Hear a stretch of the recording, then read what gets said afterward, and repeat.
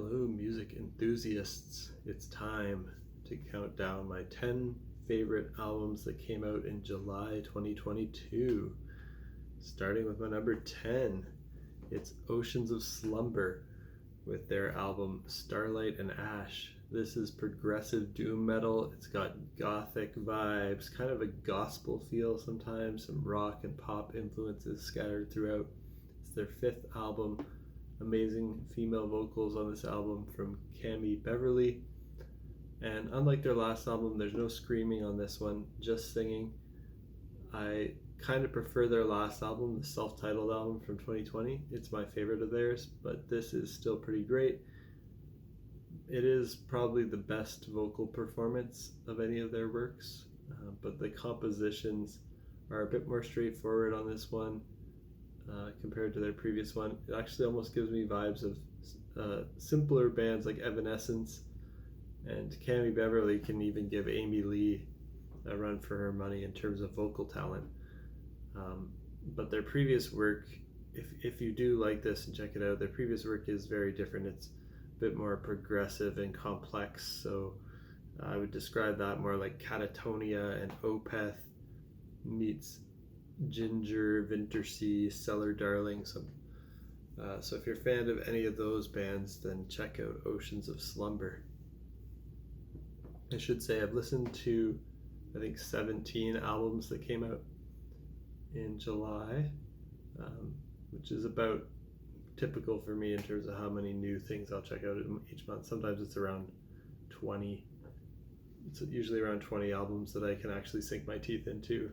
I know some people listen to a lot more, some people listen to a lot less, but that's about how many I can actually digest and understand, because I like to listen to them all twice or so, at least, before I really form an opinion, and some I listen to over and over again.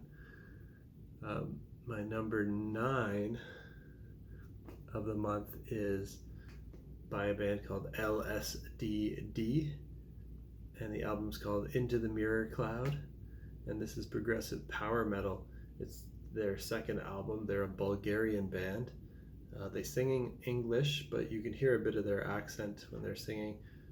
And this is pretty cool. I never heard anything by them before. I just checked it out because I love anything that's progressive and anything that's metal, and this kind of checked both of those boxes, so I wanted to check it out, and it was good. I was pleasantly surprised. I'm hoping to go back and listen to their first album and see if it's as good as this as well. Number 8 is by Black Midi, and it's called Hellfire. It came out July 15th, and this is kind of experimental progressive art rock. It's got jazz and post-punk influences. It's their third album. It's very quirky. A lot of the vocals are in between spoken word, rap, and jazz scatting. It's very cool, very unique, very innovative. Music composition and production going on. I think it's even better than their last album, Cavalcade, and they're a very unique band, really hard to compare to anybody, so I recommend them if you like kind of experimental artsy rock. Number 7, Derek Sherinian with his album Vortex. This is instrumental progressive rock. A little hint of metal. It's kind of between progressive rock and metal. And this is his 9th album. He's the former keyboard player from Dream Theater. His playing and compositions are amazing. He got some great guest collaborators on this album too, like Steve Lukather, Zach Wilde, Bumblefoot, and more. So really great guitar players on there, as well as his amazing keyboard skills.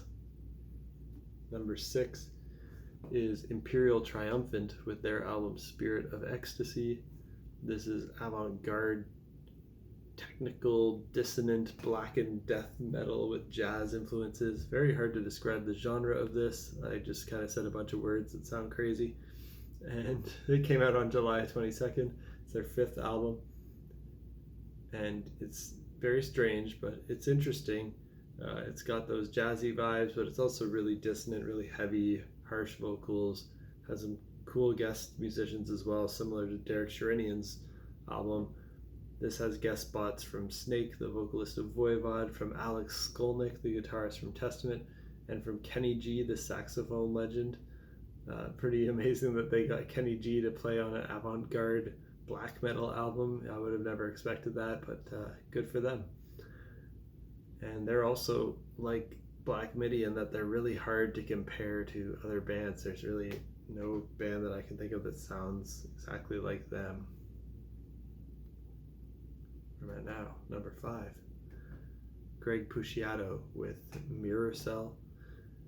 This came out July 1st. It's kind of an experimental alternative metal album. It's got a lot of variety as well, a lot of range of sounds in it, ranging from industrial to grunge to synthwave, extreme metal, and pop all thrown in.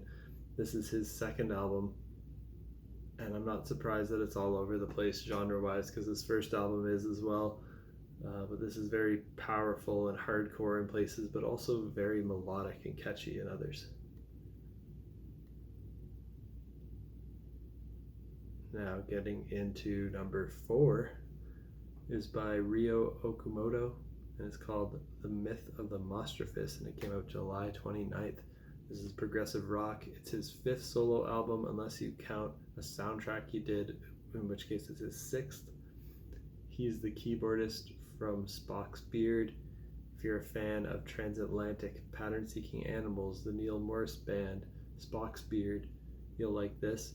It's awesome, epic Prog compositions with great guest musicians as well. That seems to be a theme this month of 3 of the bands on this list bringing amazing guest musicians on their albums. The guest musicians on this are Steve Hackett from Genesis, Mike Keneally, Victor Virgilio, and even more. Wonderful playing from all of them. Number 3, Dance Gavin Dance with their album Jackpot Juicer that came out July 29th. This is post-hardcore, but it's got experimental progressive edges to it, some math rock influence. This is their 10th album. For fans of bands like Idola, Hail the Sun, Seder, it's got a bit of Protest the Hero vibes in there too. It's a high-pitched, kind of emo-sounding, clean singing, but it has hardcore screams as well sprinkled in. The guitar playing is very busy leads going on all the time. They never take a break. They have really cool and fast drum parts as well. And number 2 is by the Deer Hunter, and it's called Antime. This is progressive rock with kind of indie rock vibes, some pop, jazz, and symphonic influences thrown in. It's their 8th album. Everything they put out is great. This is no exception. It's a concept album that acts as an atlas of a fictional world, so it's pretty cool and nerdy like that. It's the fictional world's last remaining metropolis. It explores its social hierarchy from the outside in, exploring 8 different castes in this fictional city. And it reminds me a bit of the movie Divergent or Hunger Games, but I didn't dive into the lyrics too much. And my number 1 new album that came out in July 2022 is Seder with their album Totem. This is post-hardcore with progressive metal, gent, and mathcore influences. It's their 2nd album. Really great release for fans of Protest the Hero, Idola, Capstan. It's kind of similar to the Dance Gavin Dance album too. Great guitar parts, lots of great singing and screaming vocals. I highly recommend it. Stay tuned for more recommendations of new albums and potentially some discography of some classic bands ranked coming up. I'm thinking about tackling some big bands like Pink Floyd, but that might take me a while to dive in and really rank all of their albums. Till next time, peace out.